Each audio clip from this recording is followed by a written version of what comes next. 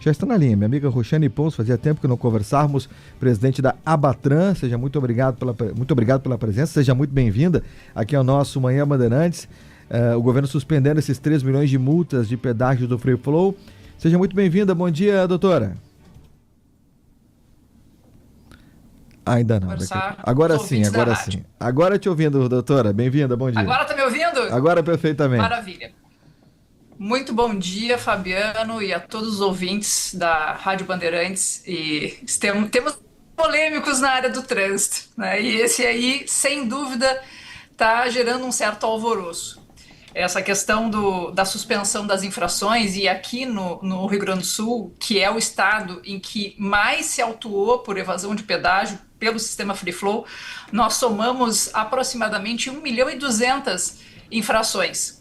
Isso gera, né, uma receita de quase 230 milhões que os órgãos de trânsito, o governo do estado deixará de receber por conta desse canetaço aí que o governo federal está dando.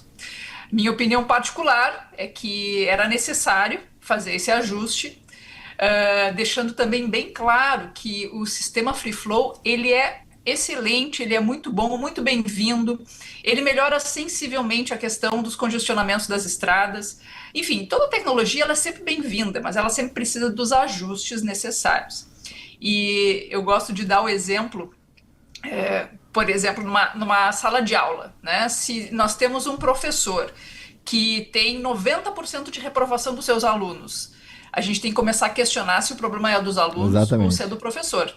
E aqui, se nós temos um sistema novo implementado que está gerando um número absurdo de infrações por evasão de pedágio, a gente precisa questionar se esse sistema foi bem implementado. O que nós, na opinião dos especialistas, entendemos que não, né? Houve uma falta de clareza para o cidadão. A gente tem que pensar que todo tipo de condutor passa por ali, aquele que entende de tecnologia, aquele que não entende, aquele que precisa do totem para pagar, aquele que precisa de uma sinalização mais ostensiva para entender que aquilo ali é um pedágio que está sendo passado.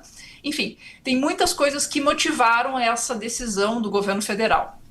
Mas né, não precisamos de uma bola de cristal para saber que ali na frente, e bem em breve, teremos muitas discussões. Por quê? Hoje pela manhã foi publicada a deliberação 277, que supostamente regulamentaria como que vai proceder para o cidadão, porque aqui tem várias nuances, né? Nós temos um número expressivo de infrações, pessoas que pagaram essas infrações, pessoas que não pagaram, e elas receberão, então, um prazo de 200 dias. Isso vai dar lá em torno de meados de novembro de 2026. Para quê? Para fazer o pagamento do pedágio pelo qual passou, né?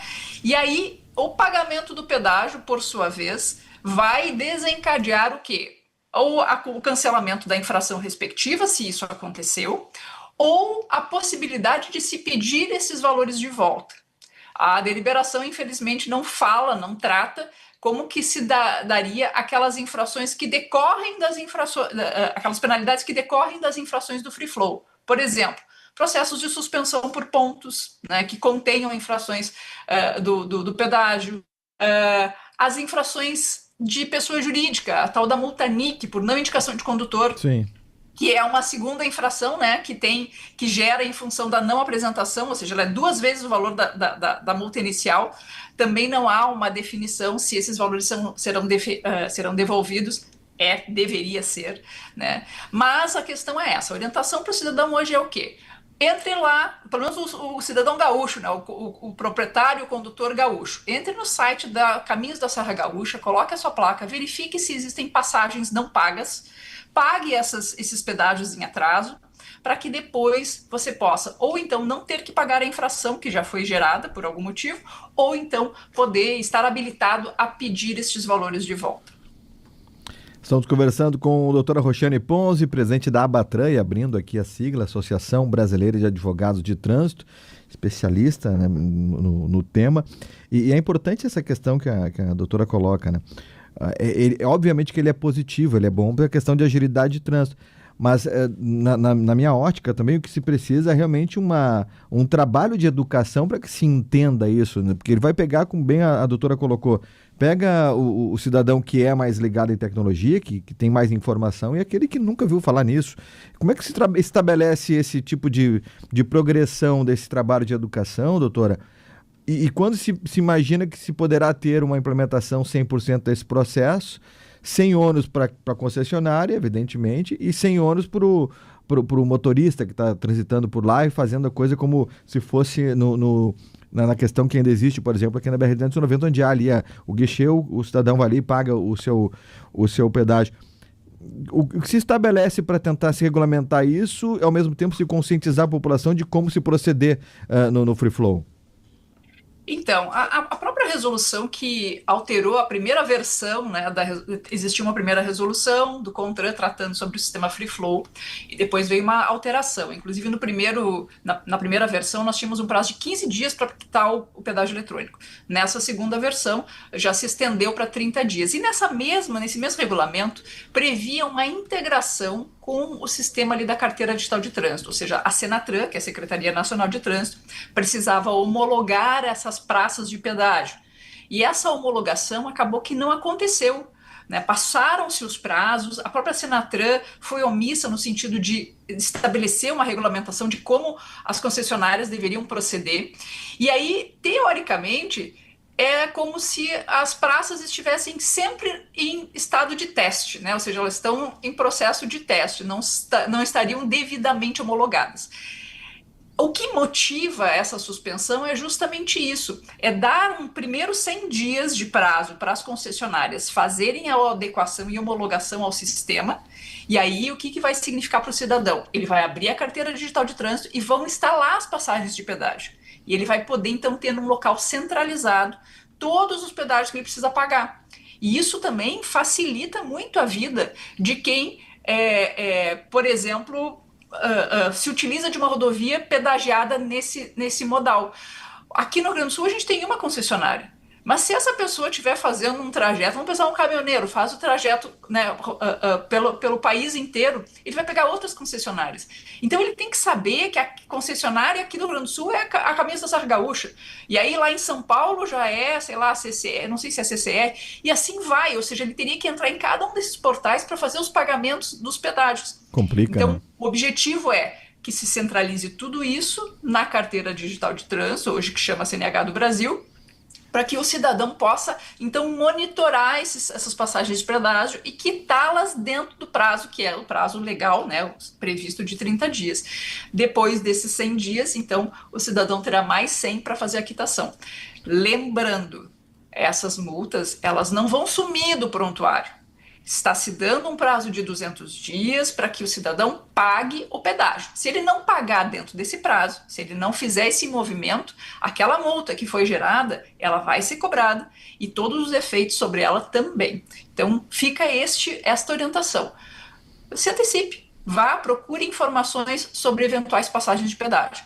Se tiver, pague. E a partir dali, todos os desdobramentos é uma questão de se identificar ali e aguardar as autoridades passarem as orientações sobre como vai ser o processo de restituição de multas pagas, por exemplo.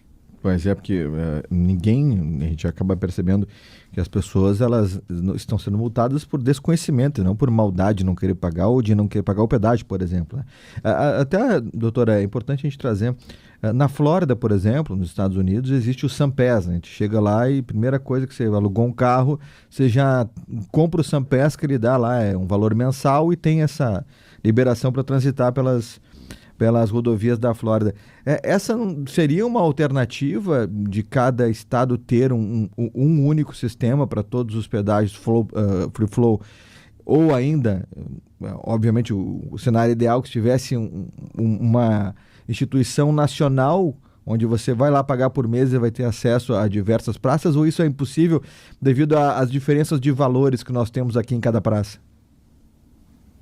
Olha, eu acho que isso seria um pouco difícil, porque hoje a gente tem um sistema muito consolidado das empresas que oferecem as tags, né, de pagamento. Sim. Então, nós entregamos para a iniciativa privada a possibilidade de ter um lugar de pagamento automatizado.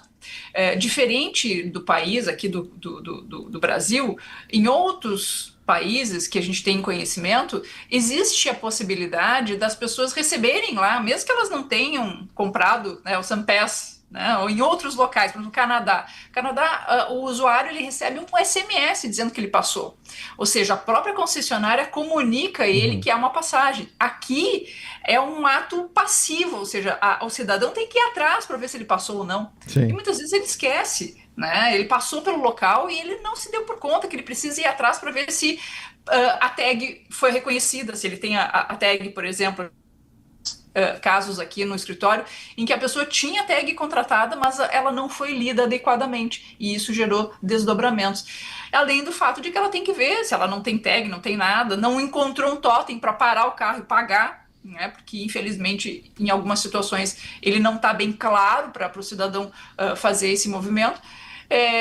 Ele tem que fazer um movimento ativo e quando na verdade isso deveria vir da própria concessionária, ela deveria fazer uma notificação. Espera-se que isso aconteça agora de forma unificada pela carteira digital de trânsito, assim como acontece com as infrações de trânsito. Uma avaliação geral e até a partir da sua experiência, doutora, e dos clientes que vão até o escritório, dá para você dizer que é uma boa ideia, mas que precisa ser aprimorada? É uma excelente ideia. Eu acho que esse é o futuro, até porque, no final das contas, somos nós, cidadãos, que pagamos o pedágio. Né? E quanto menos custo a concessionária tiver, isso irá, né, desembocar bolso, né, no valor final.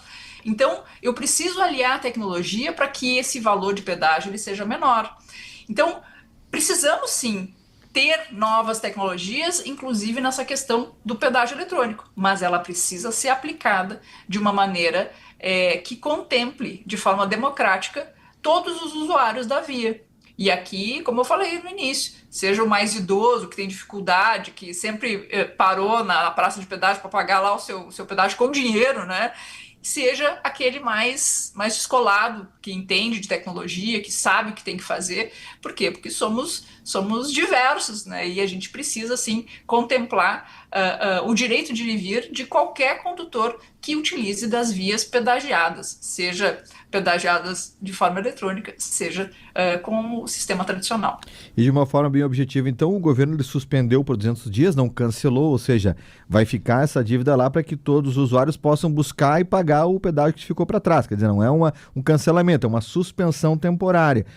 E qual é o procedimento, então? É buscar através dos sites ou dos aplicativos, através da placa para fazer os pagamentos, e a partir daí se estabelecer a legalidade em 200 dias. Depois retornam as cobranças normais. É isso, doutora? Em princípio, sim. Ainda está muito recente. Como foi publicado hoje no Diário Oficial a deliberação, essa deliberação ainda vai virar uma resolução. Em termos comparativos, a deliberação para o sistema de trânsito é como se fosse uma medida provisória. É dada pelo presidente da Senatran, né, do CONTRAN. E aí, isso depois tem que virar uma resolução. Talvez haja algum ajuste ainda no texto.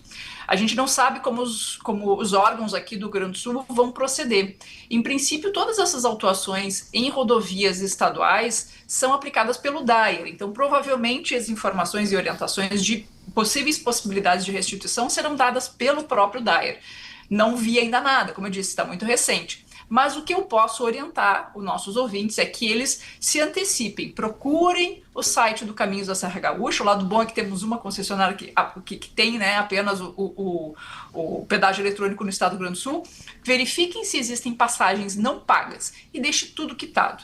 Aí aguarde até que as autoridades passem as orientações de como vai ocorrer a questão do pedido de devolução para aquelas pessoas que já pagaram as autuações. Acredita-se que isso engloba todas as infrações aplicadas pelo artigo lá 209A, que é a evasão do pedágio do Free Flow, aplicadas até hoje. Então, isso nós estamos falando desde 2003, aproximadamente, 2023, que existem infrações aí que podem vir a ser restituídas por aqueles que pagaram. Muito bem, é importante, né? Menos prejuízo no bolso aí, porque realmente é uma questão de desinformação. Quero acreditar que ninguém deixou de pagar por maldade. Ah, não vou pagar porque não quero. Não, é porque não sabia do processo. E hoje nós temos, a doutora colocou, realmente é na Serra, que para quem vai para Bento Gonçalves, Caxias, acaba passando por esse sistema de free flow. E que, por exemplo, não sei se resolveria 100%, mas amenizaria muito o trânsito do litoral, que da BR-290 Freeway.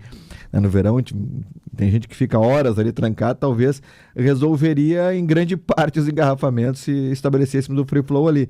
Mas é necessário esse conhecimento e essa unificação aí tanto de comunicação quanto do processo envolvendo a cobrança, né, doutora?